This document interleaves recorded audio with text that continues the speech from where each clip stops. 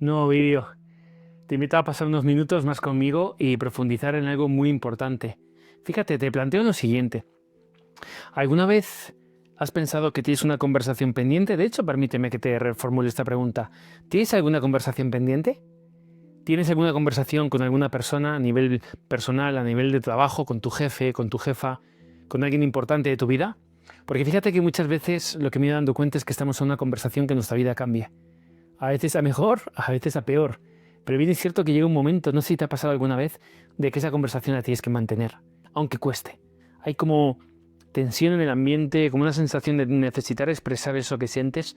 Y ahí viene un libro muy interesante que se llama Conversaciones Cruciales, ¿vale? De un método americano que habla de esto, ¿no? Habla de la necesidad en ocasiones de mantener esa conversación. Y ese modelo te da también herramientas para poder abordar esa conversación. Pero fíjate que muchas veces el hecho de demorar esa conversación, de alargarla en el tiempo, hace que a veces desaparezca el problema, pero a veces se hace más grande. Y fíjate que por eso te digo que creo que estamos en una conversación de que nos cambie la vida, porque a veces es una entrevista de trabajo, a veces es poner en valor nuestro trabajo, a veces es intentar poner un límite con nuestra pareja o una gestión del no con un amigo. Fíjate que tenemos ahí un tema pendiente muy importante con la parte de comunicación. Y la gente más joven, habéis nacido en un entorno que nosotros hemos cosechado o co-creado para vosotros, que es que os estéis acostumbrando a resolver las conversaciones por el chat y por lenguaje de texto. Y fíjate que Meravian decía algo muy interesante, ¿no? 7, 38, 55. 7% es la información que te llega por lenguaje escrito. Si mando un WhatsApp, por muy bonito que lo mande, es a nivel escrito, o un email, te llega el 7% de información. Y el 93%, ¿de dónde sale o dónde va? Lo pones tú como receptor. En función de la relación que tienes conmigo, en función de la relación que hemos tenido en el tiempo, tú vas rellenando esa información, ese 93% restante, con tu estado, si estás bien, si estás mal, si has discutido hoy, si crees que no hemos hecho algo bien por el camino. ¿Cómo mejorar el 7%?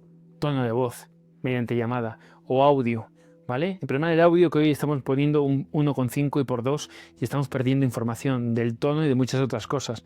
Pero si el audio es un por 1 o una llamada en directo, vas a ver que tienes mucha más información. Por lo tanto, tu mente va a rellenar menos el 55%, ya tendrás el 45% de información. Y por último, ¿cómo conseguimos el 100%? Con la parte no verbal. Por eso, en el podcast también subo los vídeos. Si me quieres escuchar está bien, pero si quieres verlo, o a la gente con la que converso, o a mí, ves la parte no verbal, gestos en la cara, hombros, apertura, no apertura, porque esto da muchísima información. De hecho, yo creo que el lenguaje no verbal cada vez está cobrando más peso.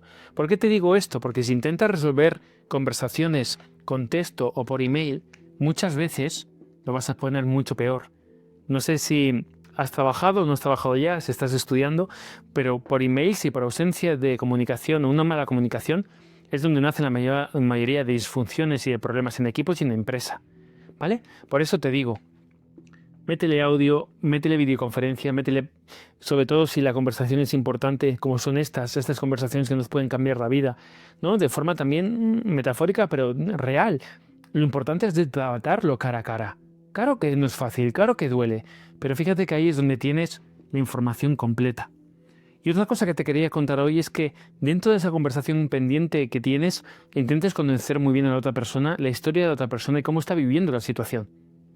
Porque en función de eso vas a poder mapear el conflicto.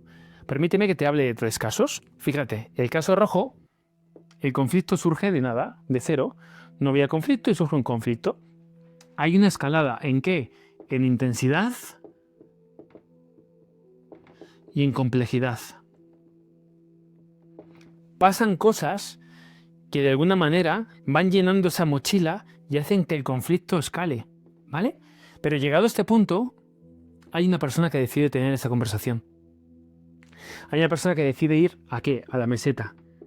Esto en gestión de conflictos, en mediación, con Rafael Marcos, uno de mis profesores y mentores en estos temas, nos explica esto muy bien, ¿no? Cómo intentar parar de intensidad y complejidad y llevarlo a meseta. A veces la forma de llevar a meseta es teniendo este tipo de conversaciones, ¿vale? En ocasiones la conversación hará que se incremente más la tensión si no preparamos bien la conversación, si las dos partes no tienen un objetivo común y no se respetan, puede ser que todavía sea más contraproducente, pero hay que pararlo. ¿Para qué? Para intentar en algún momento desescalar, ceder, negociar, llegar a un acuerdo, ¿vale? El caso verde, por ejemplo, imagínate, la diferencia es que este conflicto ya no es nuevo, nace de un conflicto anterior. Posiblemente, fíjate, el conflicto anterior no lo hemos bajado hasta abajo. Hay un gradiente de conflicto, de forma que después estamos heredando parte de un conflicto no resuelto. Ya no partimos de cero, sino partimos de cierta intensidad. Fíjate que aquí puede pasar algo, que hay un ataque por una de las partes, que hay una ofensa, que alguien se siente más ofendido, que alguien intenta hacer más daño y de repente cambia la pendiente, ¿no? Incrementa el conflicto. Pero en este momento una de las partes decide mantener una conversación. De nuevo, llevar el conflicto a meseta. A veces hay que parar, hay que evitar que la gestión emocional no se meta, que la emoción aumente. Hay que parar esa intensidad y complejidad porque si no nos puede pasar lo del gráfico azul, fíjate, ¿no? Hay alguien que intenta tener una conversación, una de las partes, eso también se llama esos puntos de estancamiento doloroso porque una parte se da cuenta que no compensa seguir adelante, ¿vale? Pero fíjate lo que pasa a veces, ¿no? Lo que te he dicho antes, se va al infinito. El infinito, entiéndeme, el infinito no existe porque aquí posiblemente o nos vamos a meseta y bajamos o realmente una de las partes va a acabar muy mal, ¿no? O las dos partes, ¿no?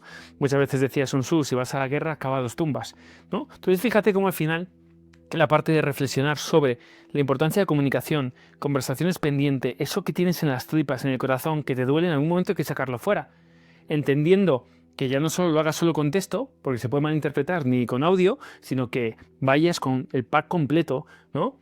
Con la comunicación también no verbal, tomarte un café, dar un paseo con esa persona, salid a un ambiente neutro e intentar trabajarlo ahí para intentar de alguna forma mapear un poco esa conversación, mapear el conflicto y ser capaz de desescalarlo, ¿no? Ser capaz, en el mejor de los casos, de bajar con un gradiente de conflicto, pero rebajar esa tensión. Porque fíjate que el conflicto es inherente al ser humano, ¿no?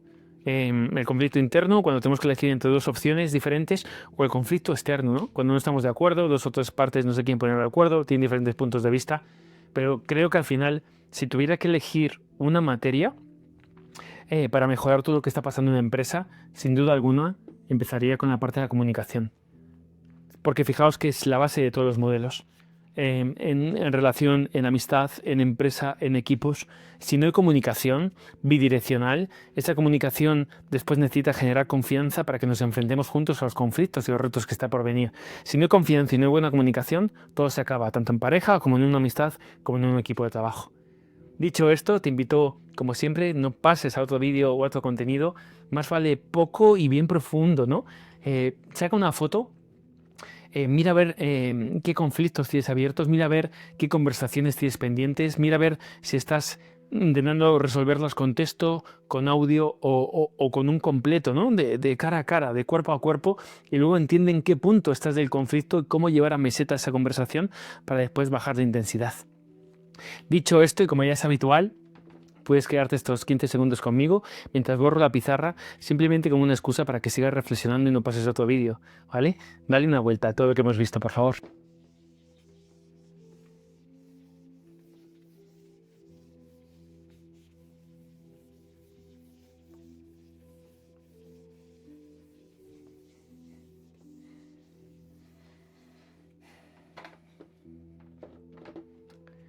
Y como siempre, gracias por estar aquí, gracias por mantener tu atención, gracias por querer profundizar, porque en la medida que todos estemos mejor, con nosotras y con nosotros y con nuestras relaciones, vais a ver que vamos a conseguir un mundo un poco más afable, más sano, ¿no? y más cercano.